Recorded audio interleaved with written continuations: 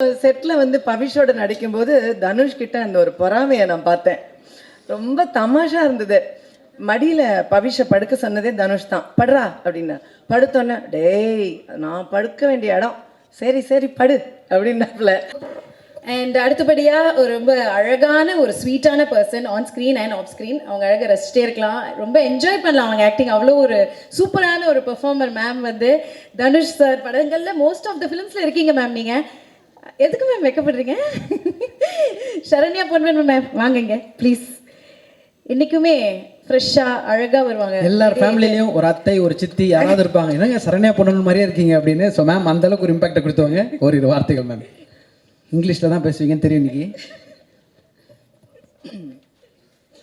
எல்லாருக்கும் வணக்கம். எனக்கு இன்னைக்கு ரொம்ப சந்தோஷமாக இருக்குது. எப்படி நாயகனை பற்றி இன்னும் பேசுகிறாங்களோ அதே மாதிரி எனக்கு விஐபி பற்றி பேசுகிறாங்க. அது எனக்கு ரொம்ப ரொம்ப சந்தோஷம் சொல்லிக்கிறதுல. எங்கே போனாலும் விஐபி பற்றி தான் இப்போ பேசுவாங்க. ஹைதராபாத்தில் போய் இறங்கினோடனே ரெகுவரன் பிடெக் அப்படிம்பாங்க என்னை பார்த்து.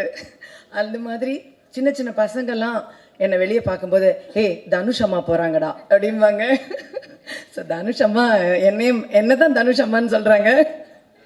அந்த அளவு எனக்கு ரொம்ப ரொம்ப சந்தோஷமாக இருக்குது. எல்லாருக்கும் அது ஒரு ஸ்டாண்டர்ட் தனுஷ் அம்மா.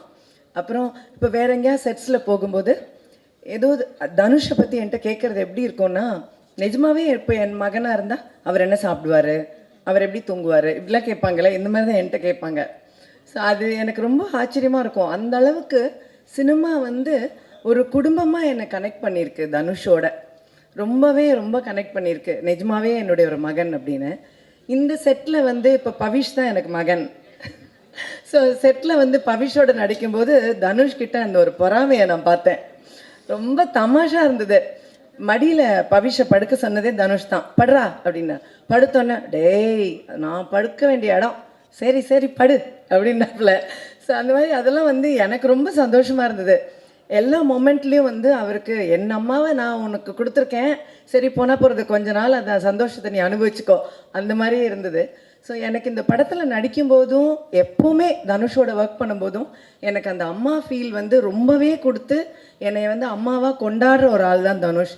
இதில் நான் வந்து ரொம்ப ஒர்க்கில் என்ன தோணும் அப்படின்னா, ஒரு நாள் கூட என்கிட்ட வந்து இப்படி தான் நடிக்கணும் அப்படி தான் நடிக்கணும் அப்படின்னு சொன்னதே கிடையாது.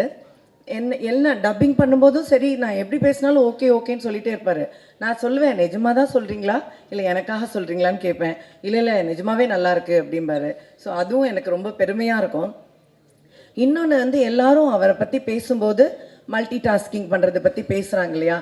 நான் நோட்டீஸ் பண்ணது என்னென்னா, அவர்கிட்ட ஒரு பெரிய டிசிப்ளின் இருக்குது. அதாவது ஒரு இந்த காலத்தில் அது எத்தனை பேருக்கு இருக்குது அப்படின்னு எனக்கு தெரியல. பயங்கர டிசிப்ளின் இருக்குது. இத்தனை மணினா அத்தனை மணி தான், அந்த மணிக்கு கரெக்டாக வரணும். இத்தனை மணிக்குள்ளே இதை முடிக்கணும்னா அத்தனை மணிக்குள்ளே முடிக்கணும். ஒரு ஆர்டிஸ்ட்டை இத்தனை மணிக்கு அனுப்பணும்னா அத்தனை மணிக்கு அனுப்பணும். இதெல்லாம் வந்து எல்லாரும் நினைக்கிறது இல்லை. ஆனால் அது தனுஷ் நினைக்கிறாரு. ஒரு லொக்கேஷனுக்கு ஒருத்தர்கிட்ட நான் உங்களுக்கு 3 hours கொடுங்க அப்படின்னு கேட்குறாருன்னா கண்டிப்பாக 3 hours அனுப்புகிறாரு. இது வந்து ரொம்ப ரொம்ப ஆச்சரியம். அந்த மாதிரி அந்த ஒர்க் பேட்டர்ன் பிளான் பண்ணுறது, எப்படி வேலை செய்கிறது. ஒரு டப்பிங்க்கெல்லாம் வந்து தனுஷ் வரணும்னு அவசியமே இல்லை. ஆக்சுவலி நிறைய டைரக்டர்ஸ் வர்றதே இல்லை டப்பிங்க்கு. ஆனால் இது வரைக்கும் அந்த டப்பிங்க்கு கூட வருவார். சின்ன ஆர்டிஸ்ட் பேசுகிறத கூட அவர் நின்று பார்த்து எப்படி பேசுறதுன்னு கரெக்ட் பண்ணுவார். அதுதான் அந்த டெடிகேஷன். ஸோ அந்த மாதிரி ரொம்ப டெடிக்கேட்டடாக ரொம்ப ஹார்ட் ஒர்க் பண்ணுறதுனால தான் ஜெயிக்கிறாரே தவிர, நிறைய பேருக்கு அவர் ஜெயிக்கிறத நினைக்கும் போது அவருக்கு என்னன்ற ஒரு என்கிட்டே கேட்டிருக்காங்க, அவருக்கு என்ன மேம், ஆனால் அவருக்கு ரொம்ப கஷ்டப்படுறார். அதுதான் உண்மை. ரொம்ப கஷ்டப்படுறனால தான் இப்படி ஜெயிக்கிறாரு அப்படிங்கிறத நான் கண் கூட பார்த்துருக்கேன். ரொம்ப கடினமான உழைப்பு, ரொம்ப சின்சியர், ரொம்ப ஹார்ட் ஒர்க். ஸோ அதனால் எனக்கு என்னை பொறுத்த மட்டும் அவருக்கு நிறைய நல்ல ஆயுசு, ஆரோக்கியம், நிறைய மன நிம்மதி, சந்தோஷம் இது ஆண்டவன் கொடுக்கணும் அப்படிங்கிறது மட்டும்தான் என்னுடைய பிரார்த்தனை. மற்றதெல்லாம் அவர் வேலை செய்கிறதுல அவருக்கு தானாக கிடச்சிரும். இந்த படத்தில் வந்து நான் பவிஷை பற்றி முதல்ல சொல்லணும். பவிஷ் ரொம்ப கஷ்டப்பட்டு வேலை பார்த்துருக்கார். இதே மாதிரி அதாவது தனுஷ் வந்து நடிக்க சொல்லி கொடுத்து ஒருத்தர் நடிக்கிறதுனா பாருங்கள் அது எவ்வளோ கஷ்டம். அது பவிஷ் பண்ணியிருக்காப்புல இதில். அதாவது ஒவ்வொரு சீனுமே சொல்லி கொடுக்கும்போது அவ்வளோ போராடி கஷ்டப்பட்டு பண்ணியிருக்கார் பவிஷ் இதில். அண்ட் அதுக்கான வெற்றி கடவுள் அவருக்கு கண்டிப்பாக கொடுக்கணும். ஏன்னா அதை நான் கண்கூட பார்ப்பேன். பார்க்கும்போது அங்கே நான் சொல்லுவேன், நிறைய தடவை எங்களுக்குள்ள சண்டையெல்லாம் வரும். அப்போ தனுஷ் திட்டுவார் பவிஷை. நான் தான் சப்போர்ட்டுக்கு வந்து நிற்பேன். அந்த டிப்பிக்கல் மாம் ரோல் தான்.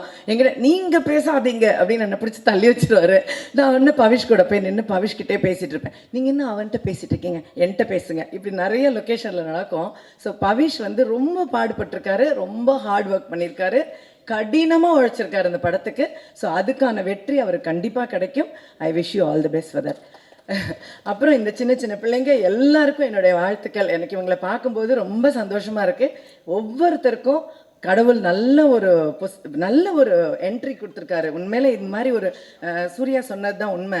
இந்த மாதிரி கேபி சார் படத்துலலாம் ஒரு நிறைய அப்போல்லாம் ஜெயசுதா, ஜெயபிரதா, ஸ்ரீபிரியா எல்லாருமே ஃபஸ்ட் படமாக வருவாங்க. அந்த மாதிரி இவங்க எல்லாம் உட்காந்துருக்காங்க.